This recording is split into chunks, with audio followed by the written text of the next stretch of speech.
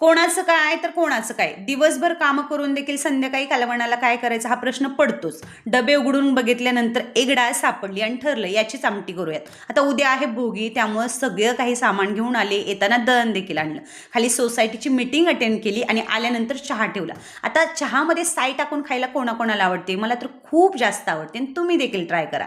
आल्यानंतर भाजीला तयारीला सुरुवात केली. ही आहे मटकीची डाळ, जी इकडं भेटत नाही पण माळशिरस अकलूज इथं भेटते. मटकीची डाळ थोडीशी भाजून घ्यायची आणि मिक्सरमधून बारीक करून घ्यायची, तीही जास्त नाही. त्याच्यानंतर कढईत थोडंसं तेल टाकायचं, जिरं मोहरी आणि हिरव्या मिरचीचा ठेचा टाकायचा, थोडीशी हळद आणि बारीक केलेली डाळ टाकायची, पाणी टाकायचं, चवीपुरतं मीठ आणि कोथिंबीर. मस्त झणझणीत आमटी रेडी होते. त्याच्यानंतर पोरींना आणायला जायचं होतं पण पहिलं पेट्रोल भरून घेतलं. पोरी इथं वाट बघत होत्या.